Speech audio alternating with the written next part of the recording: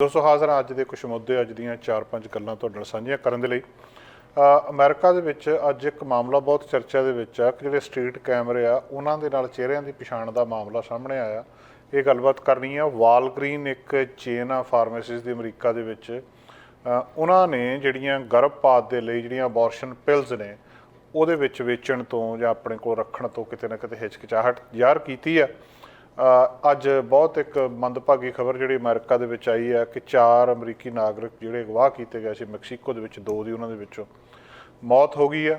America दे विच bird flu की समस्या बहुत वड्डी है। तो आखिरी गलबात अज आपां करनी कि बेबी फार्मूले संबंधी अमेरिका दे विच बेबी फार्मूला फिर एक बारी चर्चा दे विच है भी इहदी समस्या नूं लैके।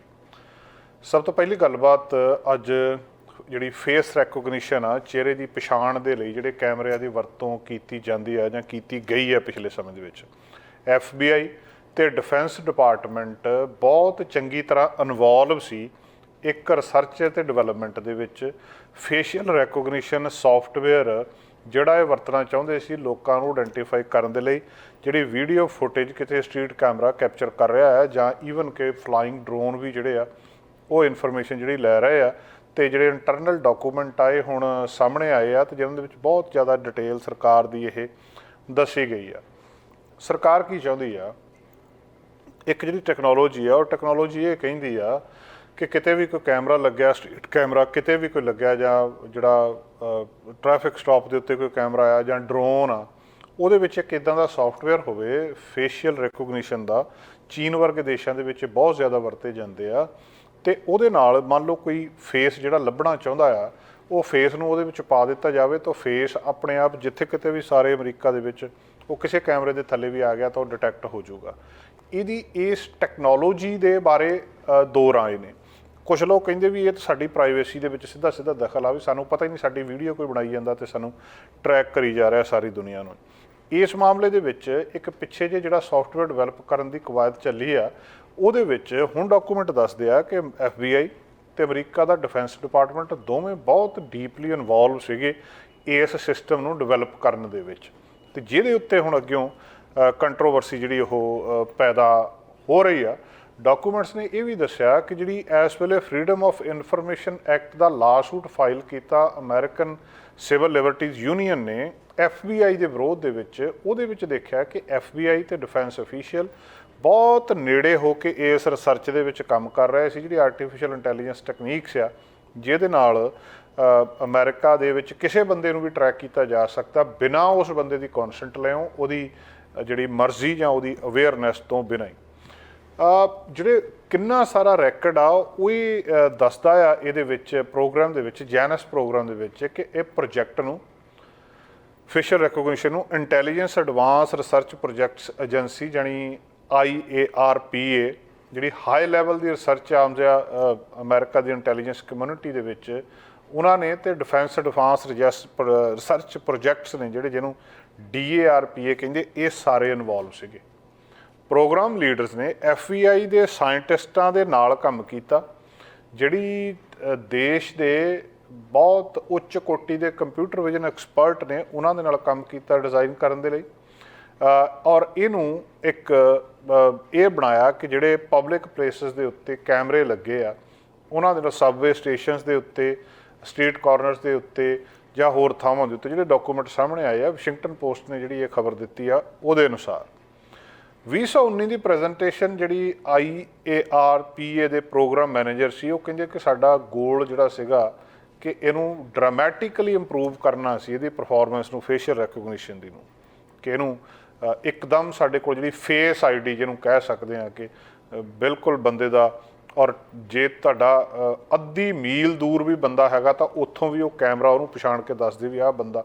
ਮੰਨ ਲਓ ਤੁਸੀਂ ਕਿਸੇ ਅਪਰਾਧੀ ਨੂੰ ਲੱਭ ਰਹੇ ਆ ਜਾਂ ਕਿਸੇ ਖਾਸ ਬੰਦੇ ਨੂੰ ਟਰੈਕ ਕਰਨਾ ਚਾਹੁੰਦੇ ਆ, ਉਹਦਾ ਫੇਸ ਉਹਦੇ ਵਿੱਚ ਪਾ ਦਿਓ ਤੇ ਉਹ ਤੁਹਾਨੂੰ ਆਪਣੇ ਆਪ ਹੀ ਦੱਸੀ ਜਾਊਗਾ ਜਿਹੜੇ ਮਰਜ਼ੀ ਕੈਮਰੇ 'ਚ ਜਾਂਦਾ, ਜੇ ਸਬਵੇ ਸਟੇਸ਼ਨ ਤੋਂ ਦੂਜੇ ਪਾਸੇ ਜਾਂਦਾ, ਕਿਸੇ ਰੋਡ ਦੇ ਉੱਤੇ ਜਾ ਰਿਹਾ, ਜਿੱਥੇ ਜਿੱਥੇ ਵੀ ਉਹਦਾ ਫੇਸ ਆਈ ਗਿਆ ਉੱਥੇ ਉੱਥੇ ਉਹਨੇ ਕੈਮਰੇ ਨੇ ਅੱਧਾ ਮੀਲ ਦੂਰ ਤੋਂ ਹੀ ਤੁਹਾਨੂੰ ਦੱਸ ਦੇਣਾ ਵੀ ਆਹ ਬੰਦਾ ਇੱਥੇ ਆ। ਇਹ ਜਿਹੜਾ ਰਿਫਾਈਨ ਸਿਸਟਮ ਸੀਗਾ ਜਿਹੜਾ ਡਾਟਾ ਗੈਦਰ ਕੀਤਾ ਇਹਨਾਂ ਨੇ, ਔਰ ਇਹ 6 ਸਾਲ ਪੁਰਾਣੀ ਗੱਲ ਕਹਿੰਦੇ 17 ਦੇ ਵਿੱਚ ਵੀ ਇਸ ਗੱਲਬਾਤ ਦੇ ਉੱਤੇ ਕੰਮ ਹੁੰਦਾ ਰਿਹਾ ਆ। ਜਿਹੜੀ ਉਹਨਾਂ ਨੇ ਹਸਪੀਟਲਸ ਦੇ ਵਿੱਚ, ਸਬਵੇ ਸਟੇਸ਼ਨ ਦੇ ਵਿੱਚ, ਆਊਟਡੋਰ ਮਾਰਕੀਟ ਪਲੇਸ ਦੇ ਵਿੱਚ, ਸਕੂਲਾਂ ਦੇ ਉੱਤੇ ਸਾਰਾ ਡਾਟਾ ਇਕੱਠਾ ਕੀਤਾ। ਸੋ ਇਹ ਸਿਸਟਮ ਅਲਟੀਮੇਟਲੀ ਇੱਕ ਸਰਚ ਟੂਲ ਵਜੋਂ ਵਰਤਿਆ ਗਿਆ, ਇਹਨੂੰ ਆਵਰਜ਼ ਕਿਹਾ ਗਿਆ, ਅਤੇ ਇਹ ਪੈਂਟਾਗਨ ਦੀ ਜਿਹੜੇ ਉਹਨੂੰ ਟੈਰਰਿਜ਼ਮ ਨੂੰ ਕੰਬੈਟ ਕਰਨ ਦੇ ਲਈ ਉੱਥੇ ਜਿਹੜੀਆਂ ਟੈਕਨੀਕਲ ਸਪੋਰਟ ਆਫਿਸਿਸ ਨੇ ਉੱਥੇ ਦੱਸਦੇ ਆ ਕਿ ਇਹ ਵਰਤਿਆ ਗਿਆ। ਆਵਰਜ਼ ਜਿਹੜਾ ਟੂਲ ਆ ਇਹ ਆਫਰ ਕੀਤਾ ਸੀ 6 ਫੈਡਰਲ ਏਜੰਸੀਜ਼ ਨੂੰ, ਅਤੇ ਉਹਨਾਂ ਦਾ ਫੀਡਬੈਕ ਲਗਾਤਾਰ ਲਿਆ ਗਿਆ ਕਿ ਇਹਨੂੰ ਹੋਰ ਕਿਸ ਤਰ੍ਹਾਂ ਰਿਫਾਈਨ ਕੀਤਾ ਜਾਵੇ। ਡਿਪਾਰਟਮੈਂਟ ਆਫ ਹੋਮਲੈਂਡ ਸਿਕਿਉਰਿਟੀ ਦੇ ਅਫੀਸ਼ੀਅਲਸ ਨੇ ਇਹ ਪਿਛਲੇ ਸਾਲ ਜਾਣਕਾਰੀ ਦਿੱਤੀ ਸੀ। ਇਹਨਾਂ ਦੀਆਂ ਇੰਟਰਨਲ ਈਮੇਲਸ, ਪ੍ਰੈਜੈਂਟੇਸ਼ਨਸ ਅਤੇ ਹੋਰ ਜਿਹੜਾ ਸਾਰਾ ਕੁਛ ਆ ਉਹ ਸਾਰਾ ਕੁਛ ਜਦੋਂ ਪਤਾ ਲੱਗਿਆ ਤਾਂ ਹੁਣ ਇਹਦੇ ਉੱਤੇ ਇੱਕ ਵਾਰੀ ਚਰਚਾ ਫਿਰ ਜ਼ੋਰ ਫੜ ਗਈ ਆ ਕਿ ਚੀਨ ਬਾਰੇ ਮੁਲਕ ਦੇ ਵਿੱਚ ਇਹ ਆਮ ਹੀ ਆ ਕਿ ਇੱਦਾਂ ਦੀਆਂ ਗੱਲਾਂ ਹੋਣੀਆਂ, ਜਿਹੜੀ ਸਰਵੇਲੈਂਸ ਕਰਨੀ ਅਤੇ ਉਹਦੇ ਨਾਲ ਲੋਕਾਂ ਨੂੰ ਲੱਭਣਾ। ਇੱਥੇ ਕਿਉਂਕਿ ਹਰ ਇੱਕ ਬੰਦੇ ਦੇ ਨਿੱਜੀ ਅਧਿਕਾਰ ਨੇ, ਕੀ ਇੱਥੇ ਇਹ ਕੀਤਾ ਜਾ ਸਕਦਾ ਆ ਜਾਂ ਇਹਦੀ ਵਰਤੋਂ ਕੀਤੀ ਜਾ ਸਕਦੀ ਕਿਸੇ ਦੀ ਮਰਜ਼ੀ ਤੋਂ ਬਿਨਾਂ, ਇਹ ਇੱਕ ਬਹੁਤ ਵੱਡਾ ਸਵਾਲ ਆ। ਅਤੇ ਹੁਣ ਜਿਹੜੇ ਪੁਰਾਣੇ ਡਾਕੂਮੈਂਟਸ ਦੇ ਵਿੱਚ ਜਿੰਨੀਆਂ ਇੰਟੈਲੀਜੈਂਸ ਏਜੰਸੀਜ਼ ਆ ਉਹਨਾਂ ਦੀਆਂ ਗੱਲਾਂ ਬਾਤਾਂ ਸਾਹਮਣੇ ਆ ਰਹੀਆਂ ਕਿ ਸਰਕਾਰ ਨੇ ਇਸ ਸਿਸਟਮ ਨੂੰ ਹੋਰ ਰਿਫਾਈਨ ਕਰਨ ਦੇ ਲਈ, ਇਹਨੂੰ ਹੋਰ ਵਧੀਆ ਬਣਾਉਣ ਦੇ ਲਈ ਜਿਹੜਾ ਕਾਫੀ ਜ਼ਿਆਦਾ ਕੰਮ ਕੀਤਾ ਆ। ਜਿਹੜੇ FBI ਦੇ ਸੀਨੀਅਰ ਸਾਇੰਟਿਸਟ ਨੇ ਉਹਨਾਂ ਨੇ ਇਹ ਵੀ ਕਿਹਾ ਕਿ ਕੁਝ ਵੱਡੇ ਜਿਹੜੇ ਹੈਗੀਆਂ ਬੈਟਰ ਫੇਸ ਰੈਕੋਗਨੀਸ਼ਨ ਦੇ ਲਈ, ਜਿੱਦਾਂ ਸੈੱਲ ਫੋਨਸ ਜਾਂ ਜਿਹੜੇ ਕੈਮਰਿਆਂ ਦੇ ਨਾਲ ਹੈਗੇ ਆ ਜਾਂ ਸੋਸ਼ਲ ਮੀਡੀਆ ਹੈਗਾ, ਉਹਨੂੰ ਵੀ ਇਹਦੇ 'ਚ ਯੂਜ਼ ਕੀਤਾ ਗਿਆ। ਅਗਲੀ ਗੱਲਬਾਤ ਦੋਸਤੋ, ਅਬੋਰਸ਼ਨ ਦੇ ਜਿਹੜੇ ਰਾਈਟਸ ਨੇ ਅਮਰੀਕਾ ਦੇ ਵਿੱਚ, ਉਹਦੇ ਬਾਰੇ ਹਮੇਸ਼ਾ ਹੀ ਇਹ ਚਰਚਾ ਦੇ ਉੱਤੇ ਰਹਿੰਦੇ ਆ। ਅਬੋਰਸ਼ਨ ਦੇ ਮਾਮਲੇ ਦੇ ਉੱਤੇ ਅਮਰੀਕਾ 2 ਹਿੱਸਿਆਂ ਵਿੱਚ ਵੰਡਿਆ ਗਿਆ, ਅਤੇ ਇਸ ਮਾਮਲੇ ਦੇ ਵਿੱਚ ਹੁਣ ਅਪਡੇਟ ਇਹ ਆ ਕਿ ਵਾਲਗ੍ਰੀਨਜ਼ ਨੇ ਇਹ ਕਿਹਾ, ਵਾਲਗ੍ਰੀਨਜ਼ ਇੱਕ ਫਾਰਮੇਸੀ ਚੇਨ ਆ, ਉਹਨਾਂ ਨੇ ਕਿਹਾ ਕਿ ਅਸੀਂ ਕੁਛ ਉੱਥੇ ਜਿਹੜਾ ਅਬੋਰਸ਼ਨ ਆ ਕਿ ਕੀ ਔਰਤ ਦੀ ਬਾਡੀ ਦੇ ਉੱਤੇ ਉਹਦਾ ਆਪਣਾ ਅਧਿਕਾਰ ਆ ਜਾਂ ਸਰਕਾਰ ਦਾ ਅਧਿਕਾਰ ਆ, ਅਬੋਰਸ਼ਨ ਕਰਵਾ ਸਕਦੀ ਜਾਂ ਨਹੀਂ ਕਰਵਾ ਸਕਦੀ। ਇਸ ਮਾਮਲੇ 'ਚ ਉੱਥੇ ਹਰ ਸਟੇਟ ਦੇ ਵੱਖਰੇ ਕਾਨੂੰਨ ਆ। ਕੁਛ ਸਟੇਟਾਂ ਦੇ ਵਿੱਚ ਹੈਗਾ ਕਿ ਹਾਂਜੀ ਤੁਸੀਂ ਕਰ ਸਕਦੇ ਹੋ, ਕੁਛ ਸਟੇਟਸ ਦੇ ਵਿੱਚ ਨਹੀਂ ਹੈ। ਇਸੇ ਕਰਕੇ ਕੁਛ ਸਟੇਟਸ ਦੇ ਵਿੱਚ ਜਿਹੜੀਆਂ ਇਹ ਅਬੋਰਸ਼ਨ ਪਿਲਸ ਨੇ, ਗਰਭਪਾਤ ਕਰਨ ਵਾਲੀਆਂ ਦਵਾਈਆਂ ਨੇ, ਵਿਕ ਸਕਦੀਆਂ, ਕੁਛ ਸਟੇਟਸ ਦੇ ਵਿੱਚ ਨਹੀਂ ਵਿਕ ਸਕਦੀਆਂ। ਵਾਲਗ੍ਰੀਨ ਜਿਹੜੀ ਇਹ ਫਾਰਮੇਸੀ ਚੇਨ ਆ, ਇਹ ਦਵਾਈਆਂ ਵੇਚਦੀ ਆ। ਹੁਣ ਉਹਨਾਂ ਨੂੰ ਕਿਉਂਕਿ ਧਮਕੀਆਂ ਮਿਲ ਰਹੀਆਂ ਕੁਛ ਰਿਪਬਲਿਕਨਸ ਅਫੀਸ਼ੀਅਲਸ ਵੱਲੋਂ ਵੀ ਜੇ ਤੁਸੀਂ ਇਹ ਦਵਾਈਆਂ ਵੇਚੀਆਂ ਤਾਂ ਅਸੀਂ ਤੁਹਾਡੇ 'ਤੇ ਐਕਸ਼ਨ ਲਵਾਂਗੇ ਜਾਂ ਤੁਹਾਨੂੰ ਅਸੀਂ ਲੀਗਲ ਐਕਸ਼ਨ ਲਵਾਂਗੇ, ਕੁਛ ਨਾ ਕੁਛ ਕਰਾਂਗੇ। ਉਹਨਾਂ ਨੇ ਅੱਜ ਅਨਾਊਂਸਮੈਂਟ ਕਰਤੀ ਹੈ ਵੀ ਭਾਵੇਂ ਇਹਨਾਂ ਸਟੇਟਾਂ ਦੇ ਵਿੱਚ ਅਲਾਉਡ ਹੈਗੀਆਂ ਪਰ ਅਸੀਂ ਨਹੀਂ ਵੇਚਣੀਆਂ, ਵੀ ਅਸੀਂ ਕਿਸੇ ਚੱਕਰ ਦੇ ਵਿੱਚ ਨਹੀਂ ਪੈਣਾ ਚਾਹੁੰਦੇ, ਭਾਵੇਂ ਲੀਗਲ ਆ ਉੱਥੇ ਪਰ ਅਸੀਂ ਫੇਰ ਵੀ ਇਸ ਕੰਮ ਦੇ ਵਿੱਚ ਨਹੀਂ ਪੈਣਾ ਚਾਹੁੰਦੇ। ਅਤੇ ਉਹ ਸਟੈਪ ਇਸ ਮਾਮਲੇ ਦੇ ਵਿੱਚ ਲੈ ਰਿਹਾ ਕਿ ਜਿੱਥੇ ਇਹ ਜਿਹੜੀਆਂ ਜੁਰਿਸਡਿਕਸ਼ਨ ਦੇ ਵਿੱਚ ਇਹ ਲੀਗਲ ਆ ਅਤੇ ਫਿਜ਼ੀਬਲ ਆ ਉੱਥੇ ਅਸੀਂ ਦੇਖਾਂਗੇ, ਪਰ ਸਾਰੀਆਂ ਦੇ ਵਿੱਚ ਅਸੀਂ ਨਹੀਂ ਇਹਨੂੰ ਦਵਾਈਆਂ ਨੂੰ ਦੇ ਰਹੇ। ਇਹ ਕਨਫਰੰਟ ਜਿਹੜੀ ਕਦੋਂ ਹੋਇਆ ਆ ਕਿ 20 ਰਿਪਬਲਿਕਨ ਸਟੇਟ ਦੇ ਅਟਾਰਨੀ ਜਨਰਲਸ ਆ ਜਿਹੜੇ ਉਹਨਾਂ ਸਟੇਟਸ ਦੇ ਵਿੱਚੋਂ ਜਿੱਥੇ ਅਬੋਰਸ਼ਨ ਬੈਨ ਆ, ਉਹਨਾਂ ਨੇ ਇਹਨੂੰ ਇੱਕ ਲੈਟਰ ਭੇਜੀ ਹੈ ਇਹਨਾਂ ਨੂੰ ਸਿੱਧੀ ਧਮਕੀ ਵਾਲੀ, ਵਾਲਗ੍ਰੀਨਸ ਅਤੇ ਦੂਜੀਆਂ ਫਾਰਮੇਸੀਜ਼ ਨੂੰ, ਕਿ ਅਸੀਂ ਤੁਹਾਡੇ ਉੱਤੇ ਲੀਗਲ ਐਕਸ਼ਨ ਲਵਾਂਗੇ ਜੇ ਤੁਸੀਂ ਜਿਹੜੀ ਇਹ ਮਿਫਰਿਸਟੋਨ ਦਵਾਈ ਆ ਜਿਹੜੀ ਅਬੋਰਸ਼ਨ ਪਿਲ ਯੂਜ਼ ਕੀਤੀ ਜਾਂਦੀ ਆ, ਕਿ ਜੇ ਮਿਫਰਿਸਟੋਨ ਤੁਸੀਂ ਇੱਥੇ ਦਿੱਤੀ ਅਸੀਂ ਤੁਹਾਡੇ 'ਤੇ ਐਕਸ਼ਨ ਲਵਾਂਗੇ। ਜਿਹੜੀ ਫੂਡ ਐਂਡ ਡਰੱਗ ਐਡਮਿਨਿਸਟ੍ਰੇਸ਼ਨ ਨੇ ਫਾਈਨਲਾਈਜ਼ ਕੀਤਾ ਸੀ ਇੱਕ ਨਵਾਂ ਰੂਲ ਜਨਵਰੀ ਦੇ ਵਿੱਚ, ਜਿਹਦੇ ਵਿੱਚ ਉਹਨਾਂ ਨੇ ਕਿਹਾ ਸੀ ਕਿ ਜਿਹੜੀਆਂ ਰਿਟੇਲ ਫਾਰਮੇਸੀਜ਼ ਆ ਉਹਨਾਂ ਨੂੰ ਸਰਟੀਫਾਈਡ ਹੋਣਾ ਪਊਗਾ ਇਸ ਦਵਾਈ ਨੂੰ ਵੇਚਣ ਦੇ ਲਈ ਜਾਂ ਡਿਸਟਰੀਬਿਊਟ ਕਰਨ ਦੇ ਲਈ। ਔਰ ਜਿਹੜੀਆਂ ਕੰਪਨੀਜ਼ ਇਹਦੇ ਵਿੱਚ ਹੋਰ ਕੰਪਨੀਆਂ ਵੀ ਸੀਗੀਆਂ, ਵਾਲਗ੍ਰੀਨਸ ਅਤੇ ਜਾਂ ਦੂਜੇ ਸੀਗੇ, ਉਹਨਾਂ ਨੇ ਸਰਟੀਫਿਕੇਸ਼ਨ ਦੇ ਲਈ ਅਪਲਾਈ ਵੀ ਕਰ ਦਿੱਤਾ ਸੀ। ਮੈਡੀਕੇਸ਼ਨ ਜਿਹੜਾ ਮੈਡੀਕਲ ਅਬੋਰਸ਼ਨ ਆ, ਜਿਹੜਾ ਗਰਭਪਾਤ ਕਰਨਾ, ਉਹ ਜਾਂ ਤਾਂ ਮੈਡੀਕਲੀ ਸਰਜੀਕਲੀ ਕੀਤਾ ਜਾਂਦਾ ਕਿ ਆਪਰੇਸ਼ਨ ਕਰਕੇ, ਜਾਂ ਦਵਾਈ ਜਿਹੜੇ ਸ਼ੁਰੂ ਦੇ ਕੁਝ ਹਫ਼ਤੇ ਹੁੰਦੇ ਉਹਦੇ 'ਚ ਦਵਾਈ ਲਈ ਜਾ ਸਕਦੀ ਹੈ। ਜਿਹੜੇ 50% ਅਬੋਰਸ਼ਨਸ ਨੇ ਉਹ ਮੈਡੀਕਲ ਅਬੋਰਸ਼ਨਸ ਹੁੰਦੇ ਨੇ, ਇਹਦੇ ਨਾਲ ਜਿਹੜੇ ਦਵਾਈ ਦੇ ਨਾਲ ਬਹੁਤ ਸਾਰੇ ਹੁੰਦੇ ਆ। ਸੋ ਉਹਦੇ ਉੱਤੇ ਹੁਣ ਇਹਦਾ ਸਿੱਧਾ ਅਸਰ ਪਊਗਾ। ਸਰਟੀਫਿਕੇਸ਼ਨ ਦੇ ਉੱਤੇ ਉਹ ਕੰਮ ਕਰ ਰਹੇ ਆ, ਪਰ ਕੰਪਨੀ ਨੇ ਇਹ ਕਿਹਾ ਕਿ ਅਸੀਂ ਇਸ ਵੇਲੇ ਇਸ ਮਾਮਲੇ ਦੇ ਵਿੱਚ ਕੋਈ ਵੀ ਰਿਸਕ ਨਹੀਂ ਲੈਣਾ ਚਾਹੁੰਦੇ। ਜਿਹੜੀ ਇਹ ਮਿਫਰਿਸਟੋਨ ਆ, ਇਹ ਦਵਾਈ ਆ ਜਿਹੜੀ ਯੂਜ਼ ਕੀਤੀ ਜਾਂਦੀ ਹੈ ਮਿਸਕੈਰੇਜਸ ਦੇ ਲਈ, ਅਜੇ ਵੀ ਕੁਝ ਸਟੇਟਸ ਦੇ ਵਿੱਚ ਅਲਾਓ ਆ ਜਿੱਥੇ ਵਾਲਗ੍ਰੀਨ ਹੁਣ ਵੀ ਇਹਨੂੰ ਵੇਚਣਾ ਨਹੀਂ ਚਾਹੁੰਦੀ, ਜਿਵੇਂ ਅਲਾਸਕਾ ਆ, ਇਓਵਾ ਆ, ਕੈਨਸਸ ਆ ਜਾਂ ਮੋਂਟਾਨਾ ਆ। ਉੱਥੇ ਜਿਹੜੀ ਸਿਚੁਏਸ਼ਨ ਆ ਥੋੜ੍ਹੀ ਜਿਹੀ ਇਹਨਾਂ ਦੇ ਲਈ ਕਾਫੀ ਚੈਲੰਜਿੰਗ ਬਣੀ ਆ। ਹੁਣ ਦੂਜੀਆਂ ਫਾਰਮੇਸੀ ਚੇਨਸ ਨੂੰ ਵੀ ਰਿਪਬਲਿਕਨਸ ਨੇ ਲੈਟਰ ਪਾਈ ਆ, ਰਿਪਬਲਿਕਨ ਜਿਹੜੇ ਅਟਾਰਨੀ ਜਨਰਲਸ ਨੇ ਉਹਨਾਂ ਨੇ ਲੈਟਰ ਭੇਜੀਆਂ, ਜਿਹਦੇ ਵਿੱਚ ਆਹ CVS ਆ, ਕੋਸਟਕੋ ਆ, ਵਾਲਮਾਰਟ ਆ, ਰਾਈਟ ਏਡ ਆ, ਫਿਰ ਐਲਬਰਟਸਟੋਨ ਆ, ਫਿਰ ਕਰੋਗਰ ਆ, ਇਹਨਾਂ ਨੂੰ ਹੁਣ ਉਹਨਾਂ ਦਾ ਹਜੇ ਤੱਕ ਨਹੀਂ ਪਤਾ ਲੱਗਾ ਵੀ ਉਹ ਕੀ ਕਹਿੰਦੇ ਸੀ ਇਹਨਾਂ ਥਾਵਾਂ ਦੇ ਉੱਤੇ ਦਵਾਈਆਂ ਵੇਚਣੀਆਂ ਕਿ ਨਹੀਂ ਵੇਚਣੀਆਂ ਆਪਣੀਆਂ, ਪਰ ਜਿਹੜੀ ਵਾਲਗ੍ਰੀਨ ਆ ਇਹਨੇ ਇਹ ਫੈਸਲਾ ਕਰ ਲਿੱਤਾ ਆ ਤੇ 2021 ਦੇ ਵਿੱਚ ਡਾਕਟਰਾਂ ਨੂੰ ਪ੍ਰਸਕ੍ਰਾਈਬ ਕਰਨ ਦੇ ਲਈ ਅਲਾਉ ਕਰ ਦਿੱਤਾ ਗਿਆ ਸੀ ਵਾਇਆ ਟੈਲੀਹੈਲਥ ਅਪਾਇੰਟਮੈਂਟ ਦੇ ਥਰੂ ਵੀ, ਤੇ ਉਹ ਕਹਿੰਦੇ ਸੀ ਵੀ ਡਰੱਗ ਤੁਹਾਡੀ ਵਾਇਆ ਮੇਲ ਤੁਹਾਨੂੰ ਮਿਲ ਜਾਊਗੀ।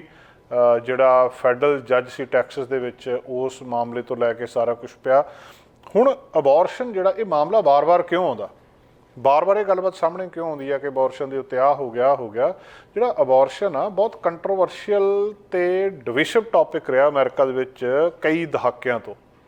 ਜਿਹੜੀ ਅਬੋਰਸ਼ਨ ਕੀ ਆ, ਜਿਹੜੀ ਪ੍ਰੈਗਨੈਂਸੀ ਨੂੰ ਟਰਮੀਨੇਟ ਕਰਨਾ, ਕਿ ਤੁਸੀਂ ਤੁਹਾਡੇ ਬੱਚਾ ਠਹਿਰ ਗਿਆ ਉਹਨੂੰ ਖਤਮ ਕਰਨਾ। ਹੁਣ ਉਹਨੂੰ ਕਈ ਤਰੀਕਿਆਂ ਦੇ ਨਾਲ ਕੀਤਾ ਜਾ ਸਕਦਾ, ਜਾਂ ਤਾਂ ਮੈਡੀਕੇਸ਼ਨ ਦੇ ਨਾਲ ਜਾਂ ਸਰਜਰੀ ਨਾਲ। ਕੰਟਰੋਵਰਸੀ ਇਸ ਚੀਜ਼ ਦੇ ਆਲੇ ਦੁਆਲੇ ਹਮੇਸ਼ਾ ਹੀ ਰਹੀ ਆ ਕਿ ਜਿਹੜਾ ਡਿਸਐਗਰੀਮੈਂਟ ਉਹਦੀ ਲੀਗੈਲਿਟੀ ਕੀ ਆ, ਉਹਦੀ ਮੋਰੈਲਿਟੀ ਕੀ ਆ, ਜਾਂ ਔਰਤ ਦੇ ਅਧਿਕਾਰ ਕੀ ਆ। ਯੂਨਾਈਟਿਡ ਸਟੇਟਸ ਦੇ ਵਿੱਚ ਇਹ ਕੰਟਰੋਵਰਸੀ ਰਹੀ ਆ। ਸੁਪਰੀਮ ਕੋਰਟ ਦਾ ਡਿਸੀਜਨ ਆਇਆ ਸੀ ਰੋ ਵਰਸਸ ਵੇਡ 1973 ਦੇ ਵਿੱਚ, ਜਿਹਦੇ 'ਚ ਉਹਨਾਂ ਨੇ ਕਿਹਾ ਸੀ ਕਿ ਔਰਤ ਦਾ ਕਨਸਟੀਟਿਊਸ਼ਨਲ ਸੰਵਿਧਾਨਕ ਹੱਕ ਆ ਉਹਦਾ ਅਬੋਰਸ਼ਨ ਦੇ ਉੱਤੇ। ਪਰ ਜਿਹੜੇ ਇਹਦੇ ਵਿਰੋਧੀ ਆ ਅਬੋਰਸ਼ਨ ਦੇ, ਉਹਨਾਂ ਨੇ ਇਹਦਾ ਲਗਾਤਾਰ ਇਹਨੂੰ ਵਿਰੋਧ ਕੀਤਾ, ਇਹਨੂੰ ਓਵਰਟਰਨ ਕੀਤਾ ਡਿਸੀਜਨ ਨੂੰ ਕਿ ਅਬੋਰਸ਼ਨ ਜਿਹੜਾ ਇਹ ਨਹੀਂ ਹੋ ਸਕਦਾ। ਹੁਣ ਵੱਡਾ ਆਰਗੂਮੈਂਟ ਜਿਹੜਾ ਅਬੋਰਸ਼ਨ ਦੇ ਵਿਰੋਧ ਦੇ ਵਿੱਚ ਦਿੱਤਾ ਜਾਂਦਾ ਉਹ ਇਹ ਆ ਕਿ ਇਹ ਇਮੋਰਲ ਆ, ਜਾਂ ਇਹ ਇੱਕ ਹਿਊਮਨ ਲਾਈਫ ਨੂੰ ਤੁਸੀਂ ਲੈ ਨਹੀਂ ਸਕਦੇ ਕਿਸੇ ਵੀ ਬੰਦੇ, ਇਹ ਕਤਲ ਦੇ ਬਰਾਬਰ ਆ ਕਿ ਕੁੱਖ ਦੇ ਵਿੱਚ ਕਿਸੇ ਬੱਚੇ ਨੂੰ ਮਾਰਨਾ। ਤੇ ਜਿਹੜੇ ਅਬੋਰਸ਼ਨ ਦੇ ਅਪੋਨੈਂਟ ਆ ਉਹਨਾਂ ਦੇ ਵਿੱਚ ਬਹੁਤ ਸਾਰੇ ਰਿਲੀਜੀਅਸ ਗਰੁੱਪ ਵੀ ਆ, ਉਹ ਮਤਲਬ ਆਪਣਾ ਇਹਨੂੰ ਵੀ ਕਰਦੇ ਆ ਕਿ ਜਦੋਂ ਕਨਸੈਪਸ਼ਨ ਹੋ ਗਈ ਉੱਥੋਂ ਹੀ ਲਾਈਫ ਸ਼ੁਰੂ ਹੋ ਗਈ, ਜੀਵਨ ਉੱਥੋਂ ਹੀ ਸ਼ੁਰੂ ਹੋ ਗਿਆ ਜਦੋਂ ਕਨਸੈਪਸ਼ਨ ਹੋ ਗਈ, ਤੇ ਤੁਸੀਂ ਇੱਕ ਮਰਡਰ ਦੇ ਸਮਾਨ ਇਹਨੂੰ ਮੰਨਿਆ ਜਾਂਦਾ ਹੈ। ਜਿਹੜੇ ਅਬੋਰਸ਼ਨ ਦੇ ਸਪੋਰਟਰ ਨੇ ਉਹ ਇਹ ਆਰਗੂ ਕਰਦੇ ਆ ਕਿ ਜਿਹੜਾ ਫੀਟਸ ਆ, ਜਿਹੜਾ ਬੱਚਾ ਕੁੱਖ ਦੇ ਵਿੱਚ ਪਲ ਰਿਹਾ, ਉਹ ਜੇ ਪਰਸਨ ਨਹੀਂ ਹੈ ਜਿੰਨਾ ਚਿਰ ਦੁਨੀਆ ਦੇ ਉੱਤੇ ਨਹੀਂ ਆਉਂਦਾ, ਤੇ ਉਹਦੇ ਜਿਹੜੇ ਉਸ ਤਰ੍ਹਾਂ ਦੀ ਇਹਦੀ ਗੱਲਬਾਤ ਨਹੀਂ ਹੋ ਸਕਦੀ। ਤੇ ਉਹਦੀ ਔਰਤ ਦਾ ਆਪਣੀ ਬੋਡੀ ਹੈ, ਉਹਦੇ ਕੋਲ ਇਹਦਾ ਡਿਸੀਜਨ ਹੈਗਾ ਕਿ ਉਹਨੇ ਕੀ ਕਰਨਾ ਕੀ ਨਹੀਂ ਕਰਨਾ। ਦੂਜਾ ਆਰਗੂਮੈਂਟ ਜਿਹੜਾ ਅਬੋਰਸ਼ਨ ਦੇ ਵਿਰੁੱਧ ਦਿੱਤਾ ਜਾਂਦਾ ਕਿ ਹਾਰਮਫੁਲ ਔਰਤ ਦੀ ਸਰੀਰ ਦੇ ਲਈ, ਉਹਦੀ ਮੈਂਟਲ ਹੈਲਥ ਦੇ ਲਈ। ਸੋ ਦੋਵਾਂ ਪਾਸਿਆਂ ਦੇ ਆਪਣੇ ਆਪਣੇ ਆਰਗੂਮੈਂਟਸ ਨੇ, ਪਰ ਇਸ਼ੂ ਜਿਹੜਾ ਬਹੁਤ ਨੇੜਿਓਂ ਡਿਬੇਟ ਦੇ ਨਾਲ ਔਰਤ ਦੇ ਅਧਿਕਾਰ ਤੇ ਉਹਦੀ ਬਰਾਬਰਤਾ ਦੇ ਨਾਲ ਜੁੜਿਆ ਆ। ਸਪੋਰਟਰਸ ਇਹਦੇ ਅਬੋਰਸ਼ਨ ਦੇ ਇਸ ਗੱਲ ਦੀ ਦਲੀਲ ਦਿੰਦੇ ਆ ਕਿ ਇੱਕ ਔਰਤ ਦੇ ਕੋਲ ਉਹਦਾ ਆਪਣੇ ਸਰੀਰ ਦੇ ਉੱਤੇ ਕੁਝ ਵੀ ਕਰਨ ਦਾ ਅਧਿਕਾਰ ਹੋਣਾ ਚਾਹੀਦਾ, ਤੇ ਜਿਹੜਾ ਲੀਗਲ ਅਬੋਰਸ਼ਨ ਆ ਇਹ ਬਹੁਤ ਜ਼ਰੂਰੀ ਆ ਸਿਹਤ ਤੇ ਲਈ। ਵਿਰੋਧੀ ਇਹ ਕਹਿੰਦੇ ਆ ਕਿ ਜਿਹੜਾ ਉਹ ਫੀਟਸ ਆ, ਜਿਹੜਾ ਬੱਚਾ ਜਿਹੜਾ ਉਹ ਫਰਟੀਲਾਈਜ਼ ਹੋਇਆ ਆ ਕੁੱਖ ਦੇ ਵਿੱਚ, ਉਹਦੇ ਕੋਲੇ ਜਿਹੜਾ ਜੀਣ ਦਾ ਅਧਿਕਾਰ ਆ, ਉਹ ਜੀਣ ਦਾ ਅਧਿਕਾਰ ਤੁਸੀਂ ਨਹੀਂ ਲਾ ਸਕਦੇ। ਸੋ ਇਹਦੇ ਨਾਲ ਰਾਜਨੀਤਿਕ ਤੇ ਸਿਧਾਂਤਕ ਫਰਕ ਵੀ ਪਏ ਆ। ਜਿਹੜੇ ਰਿਪਬਲਿਕਨ ਪਾਰਟੀ ਆ, ਜਿਹੜੇ ਕਿ ਕਾਫੀ ਕੰਜ਼ਰਵੇਟਿਵ ਆ ਤੇ ਰਿਲੀਜੀਅਸ ਬੇਸ ਆ ਉਹਨਾਂ ਦਾ, ਉਹ ਜਨਰਲੀ ਜ਼ਿਆਦਾ ਵਿਰੋਧ ਕਰਦੇ ਆ ਅਬੋਰਸ਼ਨ ਦਾ। ਡੋਨਲਡ ਟਰੰਪ ਵਾਲੀ ਜਿਹੜੀ ਪਾਰਟੀ ਆ ਉੱਥੇ ਉਹ ਚਾਹੁੰਦੇ ਆ ਕਿ ਇਹਨੂੰ ਰਿਸਟ੍ਰਿਕਟ ਕਰ ਦਿੱਤਾ ਜਾਵੇ, ਇਹ ਅਬੋਰਸ਼ਨ ਨਾ ਹੋਵੇ। ਜਦੋਂ ਜਿਹੜੇ ਡੈਮੋਕ੍ਰੇਟਸ ਨੇ, ਜਿਹੜੇ ਜੋ ਬਾਈਡਨ ਦੀ ਪਾਰਟੀ ਆ ਇੱਕ ਤਰੀਕੇ ਦੇ ਨਾਲ, ਉਹ ਆਮ ਤੌਰ 'ਤੇ ਸਪੋਰਟਿਵ ਨੇ ਇਹਦੇ ਅਬੋਰਸ਼ਨ ਰਾਈਟਸ ਦੇ। ਉਹ ਕਹਿੰਦੇ ਇਹਨੂੰ ਠੀਕ ਹੈ, ਇੱਦਾਂ ਹੋ ਜਾਣਾ ਚਾਹੀਦਾ। ਪਿਛਲੇ ਸਾਲਾਂ ਦੇ ਵਿੱਚ ਕੰਟਰੋਵਰਸੀ ਹੋਰ ਜ਼ਿਆਦਾ ਵੀ ਹੋਈ ਆ, ਖਾਸ ਕਰ ਜਿਹੜੇ ਲਾ ਮੇਕਰ ਸੀਗੇ, ਪੋਲੀਟੀਸ਼ੀਅਨਸ ਆ, ਉਹਨਾਂ ਦੇ ਵਿੱਚ। ਤੇ ਸੁਪਰੀਮ ਕੋਰਟ ਦਾ ਜਿਹੜਾ ਡਿਸੀਜਨ ਸੀ ਵੂਮਨਸ ਹੈਲਥ ਦੇ ਉੱਤੇ, ਉਹਦੇ ਨਾਲ ਵੀ ਕਾਫੀ ਜ਼ਿਆਦਾ ਫਰਕ ਪਿਆ। ਤੇ ਗੱਲ ਚਲਦੀ ਚਲਦੀ ਇੱਥੇ ਤੱਕ ਪਹੁੰਚ ਗਿਆ ਵੀ ਜਿਨ੍ਹਾਂ ਸਟੇਟਾਂ ਦੇ ਵਿੱਚ ਇਹ ਹੈਗਾ ਵੀ ਆ, ਸੋ ਪ੍ਰੋ ਲਾਈਫ ਜਾਂ ਪ੍ਰੋ ਚੋਇਸ ਦੇ ਉੱਥੇ ਦੋ ਗਰੁੱਪ ਬੜੇ ਕੰਟਰੋਵਰਸੀ ਦੇ ਵਿੱਚ ਰਹਿੰਦੇ ਆ ਕਿ ਜਿਨ੍ਹਾਂ ਸਟੇਟਸ ਦੇ ਵਿੱਚ ਇਹ ਅਬੋਰਸ਼ਨ ਲੀਗਲ ਆ, ਅਲਾਉਡ ਆ, ਜਿਹੜੀਆਂ ਫਾਰਮੇਸੀਜ਼ ਨੇ ਉਹ ਕਹਿੰਦੀਆਂ ਅਸੀਂ ਉੱਥੇ ਨਹੀਂ ਵੇਚਣਾ, ਕਿਉਂਕਿ ਉੱਥੇ ਦੇ ਨਾਲ ਸਾਡੇ ਉੱਤੇ ਕੋਈ ਨਾ ਕੋਈ ਲੀਗਲ ਐਕਸ਼ਨ ਹੋ ਸਕਦਾ ਤੇ ਅਸੀਂ ਕਿਸੇ ਹੋਰ ਸਮੱਸਿਆ ਦੇ ਵਿੱਚ ਫਸ ਸਕਦੇ ਹਾਂ। ਇੱਕ ਬੜੀ ਮੰਦਭਾਗੀ ਖਬਰ, ਜਿਹੜੀ 4 ਅਮਰੀਕਨ ਕਿਡਨੈਪ ਹੋਏ ਆ ਮੈਕਸੀਕੋ ਦੇ ਵਿੱਚ, ਤੇ ਉਹਦੇ ਵਿੱਚੋਂ 2 ਦੀ ਹੱਤਿਆ ਕਰ ਦਿੱਤੀ ਗਈ। ਫਰਾਈਡੇ ਨੂੰ ਇਹ ਗੱਲਬਾਤ ਜਦੋਂ ਸਾਹਮਣੇ ਆਈ ਸੀ, ਉਹਨਾਂ ਦੀ ਹੁਣ ਆਇਡੈਂਟੀਟੀ ਸਾਹਮਣੇ ਆਈ ਆ ਕਿ 2 ਉਹਨਾਂ ਦੇ ਵਿੱਚੋਂ ਜਿਹੜੇ ਉਹਨਾਂ ਦੀ ਮੌਤ ਹੋ ਗਈ। ਇਹ ਅੱਜ ਖਬਰ ਸਾਹਮਣੇ ਆ ਰਹੀ ਹੈ। ਜਿਹੜੇ ਮੈਕਸੀਕਨ ਪ੍ਰੈਜ਼ੀਡੈਂਟ ਨੇ, ਉਹਨਾਂ ਨੇ ਫੋਨ ਕਾਲ ਦੇ ਉੱਤੇ ਦੱਸਿਆ ਇੱਕ ਨਿਊਜ਼ ਕਾਨਫਰੰਸ ਦੇ ਉੱਤੇ, ਤੇ ਜਿਹਦੇ ਵਿੱਚ ਉਹਨਾਂ ਨੇ ਇਹ ਜਾਣਕਾਰੀ ਦਿੱਤੀ ਹੈ। ਤੇ ਹੁਣ ਜਿਹੜੀ ਮੈਡੀਕਲ ਸਪੋਰਟ ਆ, ਜਿਹੜੇ 2 ਬਚੇ ਆ ਉਹਨਾਂ ਨੂੰ ਦਿੱਤੀ ਜਾ ਰਹੀ ਹੈ। 4 ਅਮਰੀਕਨ ਜਿਹੜੇ ਲੋਕੇਟ ਕੀਤੇ ਗਏ ਸੀ ਉੱਥੇ ਮੈਡੀਕਲ ਕਲੀਨਿਕ ਦੇ ਵਿੱਚ ਮੈਟਾਮੋਰਸ ਦੇ ਵਿੱਚ, US ਅਫੀਸ਼ੀਅਲਸ ਦੱਸਦੇ ਆ। ਇਨਵੈਸਟੀਗੇਸ਼ਨ ਇਹਦੀ ਚੱਲ ਰਹੀ ਆ।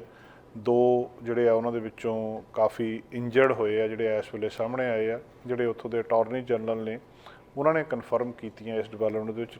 ਟਵੀਟ ਵੀ ਉਹਨਾਂ ਨੇ ਇਸ ਮਾਮਲੇ ਦੇ ਵਿੱਚ ਕੀਤਾ ਕਿ ਅਸੀਂ ਅਮਰੀਕਨ ਸਿਟੀਜ਼ਨਸ ਨੂੰ ਜਿਹੜਾ ਲੱਭਿਆ ਹੈ, ਪਰ ਅਨਫੋਰਚੂਨੇਟਲੀ 2 ਜਣਿਆਂ ਦੀ ਇਹਨਾਂ ਦੇ ਵਿੱਚੋਂ ਮੌਤ ਹੋ ਚੁੱਕੀ ਹੈ।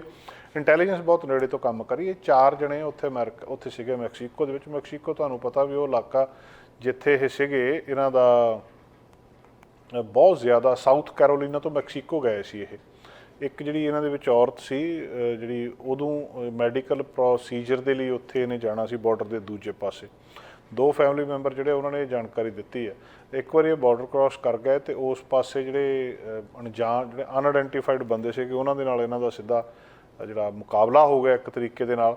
ਤੇ ਉਹਨਾਂ ਨੇ ਰੋਡ ਦੇ ਉੱਤੇ ਸ਼ਰੇਆਮ ਲਾ ਕੇ ਤੇ ਹਥਿਆਰ ਉਹਨਾਂ ਦੇ ਕੋਲ ਸੀ, ਇਹਨਾਂ ਨੂੰ ਕਿਡਨੈਪ ਕਰ ਲਿਆ। ਕਿਡਨੈਪ ਕਿਉਂ ਕੀਤਾ ਗਿਆ? ਕਿਉਂਕਿ ਬਹੁਤ ਉੱਥੇ ਹੈਗੀ ਇਹਨਾਂ ਦੀ ਡਰੱਗਸ ਤੇ ਉਹ ਸਾਰਾ ਕੁਝ ਉੱਥੇ ਗੈਂਗਸ ਬੜੇ ਵੱਡੇ ਨੇ। ਇਹਨਾਂ ਦੀ ਮਿਸਟੇਕਨ ਆਇਡੈਂਟੀਟੀ ਹੋ ਗਈ, ਇਹਨਾਂ ਨੂੰ ਕਿਸੇ ਹੋਰ ਨਾਲੋਂ ਭੁਲੇਖਾ ਖਾ ਗਏ ਤੇ ਉਹ ਜਿਹੜਾ ਮੈਕਸੀਕਨ ਕਾਰਟਲ ਆ ਬਹੁਤ ਵੱਡਾ, ਉਹਨਾਂ ਨੇ ਇਹਨਾਂ ਨੂੰ ਮਤਲਬ ਗਲਤ ਸਮਝ ਲਿਆ, ਜਾਂ ਜਿਹੜੇ ਹਾਈਥੀਅਨ ਡਰੱਗ ਸਮਗਲਰਸ ਆ ਉਹਨਾਂ ਦੇ ਨਾਲ ਇਹਨਾਂ ਨੂੰ ਜੋੜ ਲਿਆ। ਉਹਨੂੰ ਕਿਸੇ ਭੁਲੇਖੇ ਦੇ ਨਾਲ ਉਹਨਾਂ ਦੇ ਕੋਲ ਚਲੇ ਗਏ। ਹਾਲਾਂਕਿ ਇਹਨਾਂ ਦਾ ਕੋਈ ਕ੍ਰਿਮੀਨਲ ਹਿਸਟਰੀ ਨਹੀਂ ਹੈ, ਇਹਨਾਂ ਦੀ ਕੋਈ ਗੱਲ ਨਹੀਂ ਹੈ, ਇਨਵੈਸਟੀਗੇਸ਼ਨ ਇਹਨਾਂ ਦੀ ਚੱਲ ਰਹੀ ਆ। ਜਿਹੜੇ ਇੱਕ ਉੱਥੇ ਹੋਰ ਮੈਕਸੀਕਨ ਖੜਾ ਸੀ ਉੱਥੇ ਪਾਸੇ ਦੇ ਉੱਤੇ ਜਦੋਂ ਇਹ ਗੋਲੀਆਂ ਚਲਾਉਂਦੇ ਸੀ, ਉਹਦੀ ਵੀ ਇਸ ਐਨਕਾਊਂਟਰ ਦੇ ਵਿੱਚ ਮੌਤ ਹੋ ਗਈ। ਜਿਹੜੇ US ਇਨਵੈਸਟਰ ਨੇ ਉਹਨਾਂ ਨੇ ਇਹ ਜਾਣਕਾਰੀ ਦਿੱਤੀ ਹੈ। ਸੋ ਇੱਕ ਬੜੀ ਦਰਦਨਾਕ ਖਬਰ, 4 ਜਣਿਆਂ ਦਾ ਅਗਵਾ ਹੋਣਾ। ਤੇ ਕਿਉਂਕਿ ਉੱਥੇ ਮੈਕਸੀਕੋ ਦੇ ਵਿੱਚ ਵੈਸੇ ਬੜੇ ਲੰਬੇ ਸਮੇਂ ਤੋਂ ਮੈਕਸੀਕਨ ਡਰੱਗ ਵਾਰ ਚੱਲਦੀ ਆ ਰਹੀ ਹੈ ਤੇ ਜਿਹੜਾ ਇੱਕ ਤਰੀਕੇ ਦੇ ਨਾਲ ਉੱਥੇ ਕਈ ਤਰ੍ਹਾਂ ਦੀਆਂ ਬਿਮਾਰੀਆਂ ਦੇ ਲਈ ਵੀ ਲੋਕ ਅਮਰੀਕਾ ਤੋਂ ਉੱਥੇ ਮੈਕਸੀਕੋ ਦੇ ਵਿੱਚ ਜਾਂਦੇ ਆ। ਜਿਹੜਾ ਮੈਡੀਕਲ ਟੂਰਿਜ਼ਮ ਆ ਉਹਦਾ ਇੱਕ ਹਿੱਸਾ ਇਹ ਸੀ। ਤੇ ਮਿਸਟੇਕਨ ਆਇਡੈਂਟੀਟੀ ਤੇ ਇਹਨਾਂ ਦੀ ਜਿਹੜੀ ਜਾਣਕਾਰੀ ਆ ਉਹ ਇਸ ਵੇਲੇ ਸਾਹਮਣੇ ਆਈ ਹੈ ਤੇ ਜਿਹਦੇ ਵਿੱਚੋਂ ਇਹ ਕਨਫਰਮ ਹੋਇਆ। ਪਹਿਲਾਂ ਇਹਨਾਂ ਨੂੰ ਲੱਭਿਆ ਜਾ ਰਿਹਾ ਸੀ, 4 ਜਣੇ ਅਗਵਾ ਹੋਏ ਸੀ। ਉਹਦੀ ਵੀਡੀਓ ਸਾਰੀ ਦੀ ਸਾਰੀ ਉੱਥੇ ਸਾਹਮਣੇ ਆ ਗਈ ਹੈ ਜਦੋਂ ਇਹਨਾਂ ਨੂੰ ਅਗਵਾ ਕੀਤਾ ਗਿਆ ਜਿਸ ਤਰੀਕੇ ਦੇ ਨਾਲ। ਤੇ FBI ਨੇ ਵੀ ਹੁਣ ਇਹ ਕਨਫਰਮ ਕੀਤਾ ਆ ਤੇ ਜਿਹੜਾ ਪਿਕਅਪ ਟਰੱਕ ਦੇ ਪਿੱਛੇ ਕਿਸ ਤਰੀਕੇ ਨਾਲ ਇਹਨਾਂ ਨੂੰ ਜਿਹੜਾ ਉਹ ਲੱਦ ਕੇ ਲੈ ਗਏ, ਇਹ ਸਾਰੀਆਂ ਵੀਡੀਓਜ਼ ਵੀ ਸਾਹਮਣੇ ਆਈ। ਅਗਲੀ ਗੱਲਬਾਤ ਦੋਸਤੋ ਏਵੀਅਨ ਫਲੂ ਬਾਰੇ ਆ। ਅਮਰੀਕਾ ਦੇ ਵਿੱਚ ਏਵੀਅਨ ਫਲੂ ਇੱਕ ਬਹੁਤ ਵੱਡੀ ਸਮੱਸਿਆ ਬਣਿਆ ਆ। ਬਾਈਡਨ ਐਡਮਿਨਿਸਟ੍ਰੇਸ਼ਨ ਬਹੁਤ ਨੇੜਿਓਂ ਇਸ ਚੀਜ਼ ਨੂੰ ਦੇਖ ਰਿਹਾ, ਏਵੀਅਨ ਇਨਫਲੂਐਂਜ਼ਾ, ਜਿਹਦੇ ਨਾਲ ਕਈ ਮਿਲੀਅਨ ਜਿਹੜੀਆਂ ਮੁਰਗੀਆਂ ਸੀ, ਚਿਕਨ ਸੀ, ਉਹਨਾਂ ਦੀ ਮੌਤ ਹੋ ਗਈ ਆ ਤੇ ਉਹਦੇ ਨਾਲ ਅਲਟੀਮੇਟਲੀ ਅੰਡਿਆਂ ਦੀਆਂ ਕੀਮਤਾਂ ਦੇ ਵਿੱਚ ਲਗਾਤਾਰ ਵਾਧਾ ਹੋਇਆ। ਇਸ ਪਾਸੇ ਹੁਣ 2 ਡਰ ਨੇ ਇੱਥੇ। ਇੱਕ ਤਾਂ ਨੁਕਸਾਨ ਬਹੁਤ ਹੋ ਗਿਆ। ਏਵੀਅਨ ਫਲੂ ਐਡਾ ਖਤਰਨਾਕ ਆ ਕਿ ਇੱਕ ਥਾਂ ਤੋਂ ਦੂਜੀ ਥਾਂ ਦੇ ਉੱਤੇ ਬਹੁਤ ਜਲਦੀ ਟਰੈਵਲ ਕਰਦਾ। ਇੱਕ ਤਾਂ ਇਹ ਮੁਰਗੀਆਂ ਦੇ ਲਈ ਖਤਰਾ ਆ ਵੀ ਪੂਰੇ ਦੇ ਪੂਰੇ ਫਾਰਮ ਹੀ ਖਾਲੀ ਹੋ ਰਿਹਾ, ਮਿਲੀਅਨਸ ਦੇ ਵਿੱਚ ਇਹਨਾਂ ਦੀ ਮੌਤ ਹੋ ਰਹੀ ਆ। ਦੂਜੀ ਸਮੱਸਿਆ ਇਹ ਆ ਵੀ ਕਿਤੇ ਇਹ ਤੋਂ ਮਨੁੱਖ ਤੱਕ ਨਾ ਫੈਲ ਜਾਵੇ ਇੰਨੀ ਵੱਡੀ ਗਿਣਤੀ ਦੇ ਵਿੱਚ ਤੇ ਇਹ ਮੁੜ ਕੇ ਅਲਟੀਮੇਟਲੀ ਕੋਈ ਹਿਊਮਨ ਪੈਂਡੈਮਿਕ ਨਾ ਬਣ ਜਾਵੇ। ਹੁਣ ਇਸ ਚੀਜ਼ ਦੇ ਲਈ ਜਿਹੜੀ ਮਾਸ ਵੈਕਸੀਨੇਸ਼ਨ ਕੈਂਪੇਨ ਆ ਉਹ ਸ਼ੁਰੂ ਕੀਤੀ ਜਾ ਰਹੀ ਆ। ਜਿਹੜੀ ਬਰਡ ਫਲੂ ਆਊਟਬ੍ਰੇਕ ਆ ਜਿਹੜੀ ਸ਼ੁਰੂ ਹੋਈ ਆ ਪਿਛਲੇ ਸਾਲ ਦੇ ਆਖਰ ਦੇ ਵਿੱਚ, ਇਹ ਅਮਰੀਕਾ ਦੇ ਇਤਿਹਾਸ ਵਿੱਚ ਹੁਣ ਤੱਕ ਦਾ ਸਭ ਤੋਂ ਵੱਡਾ ਜਿਹੜਾ ਫਲੂ ਦਾ ਹਮਲਾ ਦੱਸਿਆ ਜਾ ਸਕਦਾ, ਜਿਹਦੇ ਵਿੱਚ 58 ਮਿਲੀਅਨ ਬਰਡਸ ਜਿਹੜੇ ਸੀ, ਮੁਰਗੀਆਂ ਸੀ, ਉਹ 47 ਸਟੇਟਾਂ ਦੇ ਵਿੱਚ ਮਾਰੀਆਂ ਗਈਆਂ। ਤੇ ਇਸੇ ਤਰ੍ਹਾਂ ਹੀ ਇਹ ਤਾਂ ਜਿਹੜੀ ਗਿਣਤੀ ਸੀਗੀ ਉਹ ਬਾਕੀ ਜਿਹੜੇ ਵਾਈਲਡ ਸੀਗੇ ਬਾਹਰ ਜਾਨਵਰ ਸੀਗੇ ਉਹ ਵੀ ਇਹਦੇ ਨਾਲ ਮਾਰੇ ਗਏ। ਤੇ ਹੁਣ ਇਹਨਾਂ ਬਰਡਸ ਤੋਂ ਮੈਮਲਸ ਤੱਕ ਸਪਿਲ ਹੋ ਚੁੱਕੀ ਹੈ, ਜਿੱਦਾਂ ਮਿੰਕ, ਫੌਕਸਸ, ਰਕੂਨ, ਇਸੇ ਤਰ੍ਹਾਂ ਜਿਹੜੇ ਹੈਗੇ ਆ ਬੀਅਰਸ, ਉਹਨਾਂ ਦੇ ਵਿੱਚ ਆ ਚੁੱਕੀ ਆ। ਤੇ ਡਰ ਹੁਣ ਇਹ ਆ ਕਿ ਇਹ ਵਾਇਰਸ ਜਿਹੜਾ ਆ ਹੋਰ ਪਾਸੇ ਨਾ ਚਲੇ ਜਾਵੇ। ਵਾਇਰਸ ਜਿਹਨੂੰ H5N1 ਕਹਿੰਦੇ ਆ, ਔਰ ਇਹ ਮਿਊਟੇਟ ਹੋ ਸਕਦਾ, ਫਿਰ ਸਪਰੈਡ ਹੋ ਸਕਦਾ, ਲੋਕਾਂ ਦੇ ਵਿੱਚ ਫੈਲ ਸਕਦਾ। ਜਿਹੜੇ ਐਕਸਪਰਟ ਨੇ centre for disease control and prevention ਦੇ, ਉਹ ਕਹਿੰਦੇ ਸਾਡਾ ਫੋਕਸ ਹਿਊਮਨ ਹੈਲਥ ਦੇ ਉੱਤੇ ਵੀ ਹੈ ਕਿ ਰਿਸਕ ਇਹਦਾ ਪੈਂਡੈਮਿਕ ਦਾ ਕਿੰਨਾ ਆ। ਦੱਸ ਹੋ ਰਿਹਾ ਕਿ ਰਿਸਕ ਬਹੁਤ ਘੱਟ ਆ ਇਸ ਮਾਮਲੇ ਦੇ ਵਿੱਚ, ਪਰ ਪ੍ਰੀਕਾਸ਼ਨ ਵਜੋਂ ਏਜੰਸੀ ਡਰੱਗ ਭੇਜ ਰਹੀ ਹੈ, ਫਲੂ ਵਾਇਰਸ ਦੇ ਸੈਂਪਲ ਭੇਜ ਰਹੀ ਆ ਤਾਂ ਕਿ ਇਸ ਬੇਸ ਦੇ ਉੱਤੇ ਲੋਕਾਂ ਨੂੰ ਵੈਕਸੀਨ ਲਾਈ ਜਾ ਸਕੇ। CDC ਇਹ ਵੀ ਦੇਖ ਰਹੀ ਹੈ ਕਿ ਕਮਰਸ਼ੀਅਲ ਟੈਸਟ ਜਿਹੜੇ ਮੈਨੂਫੈਕਚਰ ਨੇ ਉਹਨਾਂ ਨੂੰ ਟੈਸਟ ਡਿਵੈਲਪ ਕਰਨ ਦੀ H5N1 ਦੇ ਲਈ ਲੋੜ ਆ, ਜਾਂ ਇਹਨੂੰ ਕਿਸ ਤਰੀਕੇ ਦੇ ਨਾਲ ਜਿਹੜੇ ਲਗਭਗ ਜਿੱਦਾਂ ਕਰੋਨਾ ਵਾਇਰਸ ਦੇ ਲਈ ਕੀਤੇ ਗਏ ਸੀ, ਇਹ ਬਰਡ ਫਲੂ ਇਨਫੈਕਸ਼ਨ ਦੇ ਲਈ ਵੀ ਹੋਣਗੇ। ਹੁਣ ਇਹ ਕਿੰਨਾ ਕੁ ਟਰਾਂਸਮਿਟ ਹੋ ਜਾਂਦਾ ਆ, ਪੂਰੀ ਦੁਨੀਆ ਦੇ ਵਿੱਚ 9H5N1 ਕੇਸਿਸ ਰਿਪੋਰਟ ਹੋਏ ਆ ਲੋਕਾਂ ਦੇ ਵਿੱਚ ਪਿਛਲੇ ਸਾਲ ਦੇ ਸ਼ੁਰੂ ਤੋਂ ਲੈ ਕੇ, ਜਿਹੜਾ ਵਰਲਡ ਹੈਲਥ ਆਰਗੇਨਾਈਜੇਸ਼ਨ ਦਾ ਡਾਟਾ ਉਹਦੇ ਅਨੁਸਾਰ। ਕੋਲੰਬੀਆ ਦੇ ਵਿੱਚ ਇੱਕ 11 ਸਾਲਾ ਕੁੜੀ ਸੀਗੀ, ਉਹਨੂੰ H5N1 ਹੋਇਆ ਸੀ, ਉਹਦਾ ਪਿਤਾ ਉਹਨੂੰ ਵੀ ਇਹ ਹੋ ਗਿਆ ਸੀ। ਸਾਇੰਟਿਸਟ ਨੇ ਹਜੇ ਤੱਕ ਇਹਦਾ evidence human to human spread ਦਾ ਉਹਨਾਂ ਨੂੰ ਨਹੀਂ ਮਿਲਿਆ, ਤੇ ਇਹ ਵਾਇਰਸ ਦਾ ਇੱਕ ਵੱਖਰੀ ਕਿਸਮ ਦੱਸੀ ਜਾ ਰਹੀ ਆ ਉਸ ਕਿਸਮ ਨਾਲੋਂ ਜਿਹੜੀ ਇਸ ਵੇਲੇ ਅਮਰੀਕਾ ਦੀਆਂ ਸਟੇਟਸ ਦੇ ਵਿੱਚ ਫਿਰ ਰਹੀ ਹੈ।